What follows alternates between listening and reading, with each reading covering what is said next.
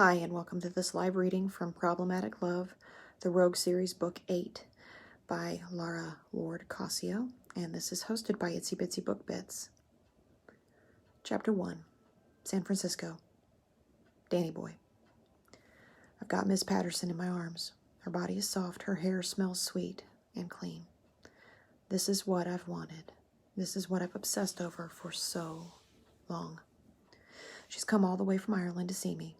It's a big leap of faith. I should be delighted, dazzled even. So why does it suddenly feel so awkward?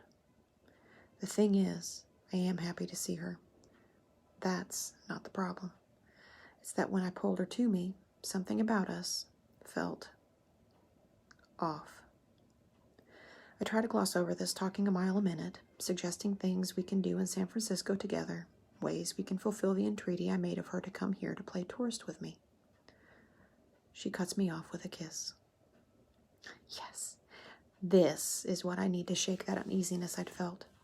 I pull her closer to me and kiss her back, taking control and conjuring up passion as an easy reflex. God knows I'm attracted to her. My Miss Patterson is beautiful. She's got a heart-shaped face, lovely long brown hair, and a womanly body. I feel her relax against me, and I know there's no problem with our physical connection. Months ago, I had fantasized about awakening what I imagined was her buried sexuality. Recalling that, a series of increasingly explicit possibilities runs through my mind. I pull away before I lose all control. Better than I ever imagined, Amelia, I say. The kiss was good, but I've said this to try to fulfill the romantic ideal she must have had in mind when she decided to come here unannounced, and because I feel the need to create some sort of connection. Luckily, it works, because she quickly agrees with my declaration, beaming at me. But then I'm at a loss. My words run dry. I don't know what I'm supposed to do now.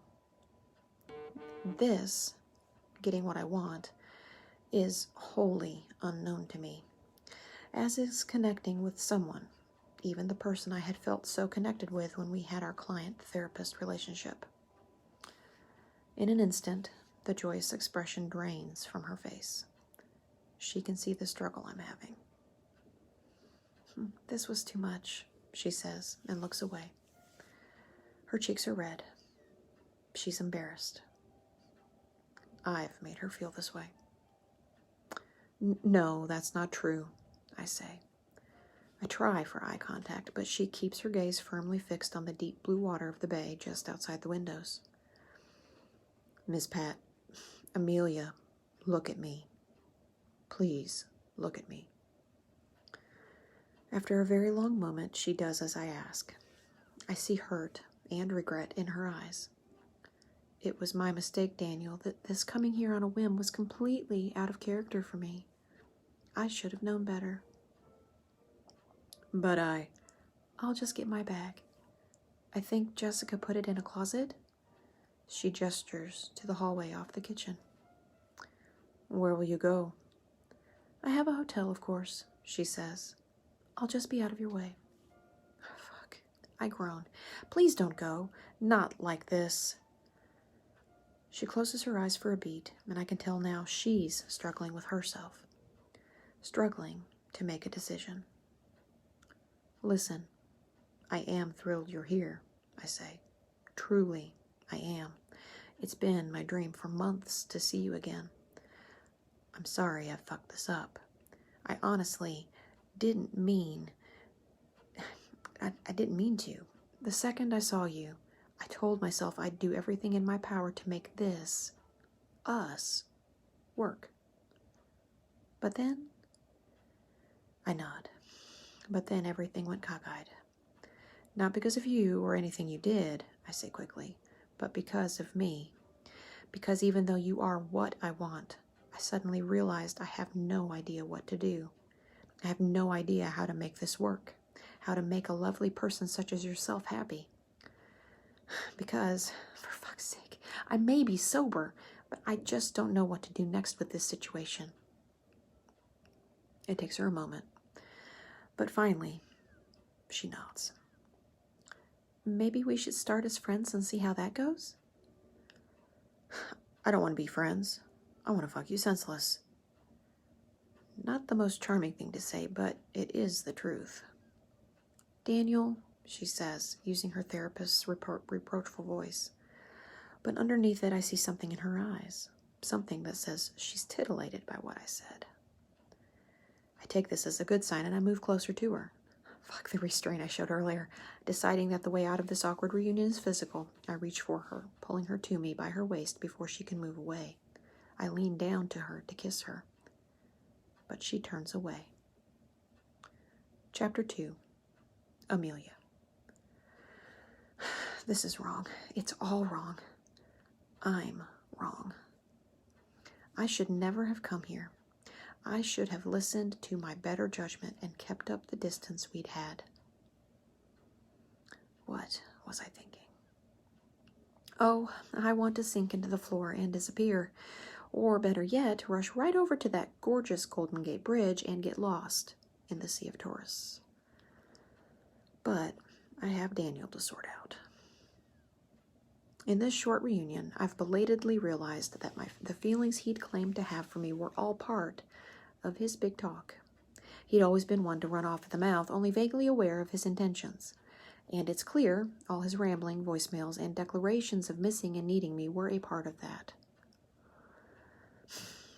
I'm mortified. The one bit of comfort I can take is knowing that I did the right thing in shutting down my business. I cannot see clearly. I have no professional objectivity. I feel a warm pressure on my shoulder and blink furiously at the tears that have been forming in my eyes. Daniel's got his hand on me, and I can sense his body close behind me. He'd tried to distract me from the uncomfortable realization that this was all wrong by focusing on our physical attraction. I have to admit, his crude declaration of what he wanted, to fuck me senseless, sent a thrill through me. I had to force myself to admonish him much the way I used to when we had some semblance of boundaries in our relationship. The fact is, the reaction I had to his words is a reminder of why I'm drawn to him. He's unlike anyone I've ever known. He makes me want to be something I've never been. Reckless. He's dangerous. I should step away, force his hand to slip from me, put some distance between our bodies. Instead, I close my eyes and fall.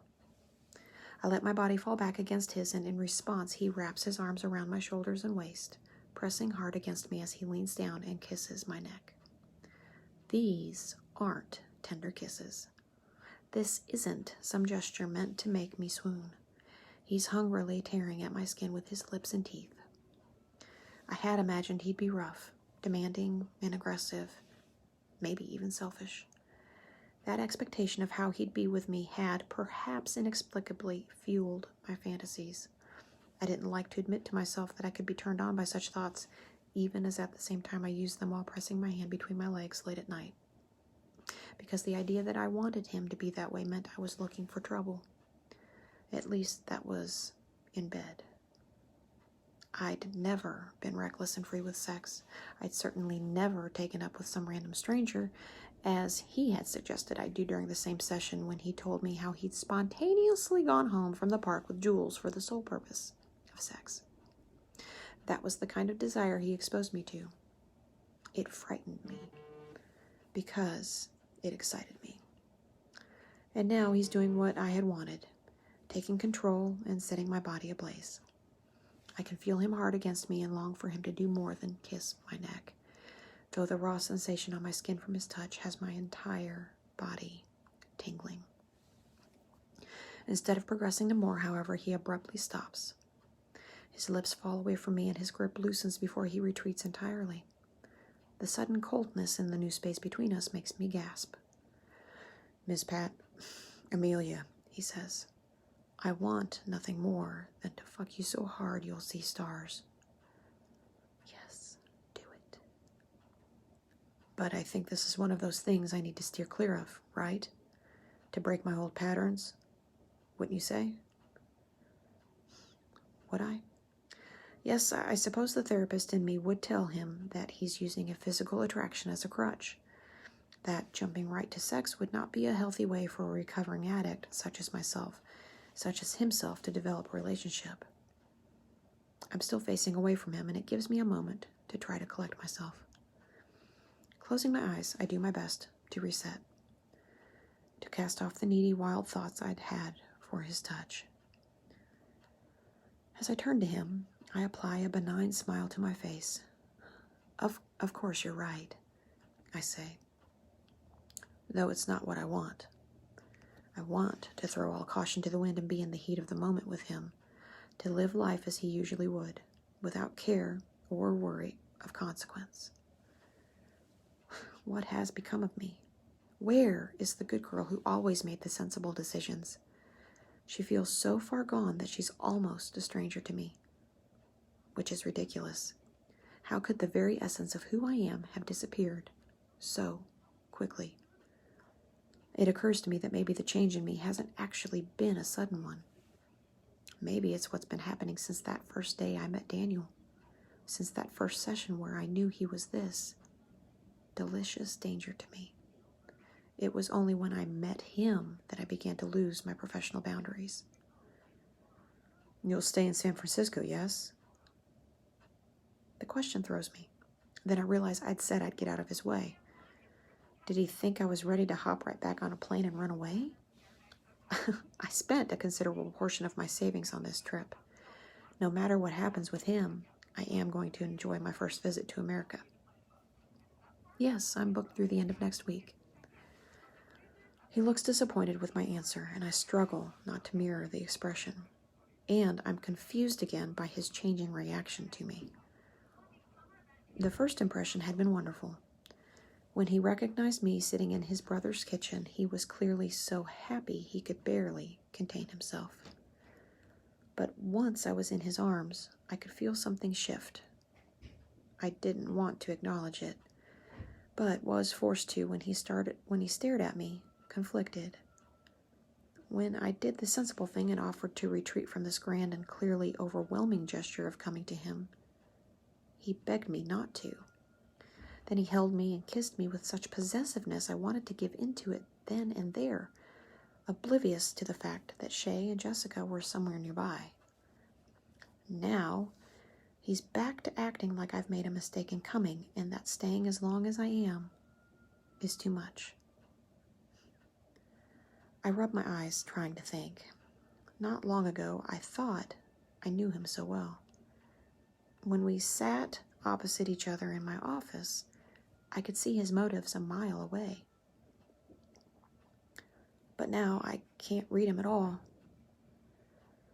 Is there any chance you can extend your trip? He asks, and I look at him. Do you have someone taking care of your cat? Maybe they can go longer, because I want time, real time, with you, my dear Amelia. Oh, I say hoarsely, unwilling to commit to more. He'd said what I'd have wanted, even remembers that I have a cat, but I'm now so unsure of what this is with us that I don't want to assume anything. But I can understand that you'd want to see how things go, so I won't push. He's being excruciatingly considerate, when all I want is for him to be himself, to be the man who both amused and scared me with his impulsivity. I know that man is still there. I know that from the way he's now told me twice how he wants to fuck me. He's scared, though that he doesn't know how he should behave with me. It's like he told me. He simply doesn't know what to do. Realizing it's best for us to go back to basics, I tell him, why don't you take me for that drink you're always promising me? When he relaxes into a smile, I'm relieved. I know just the place, he says.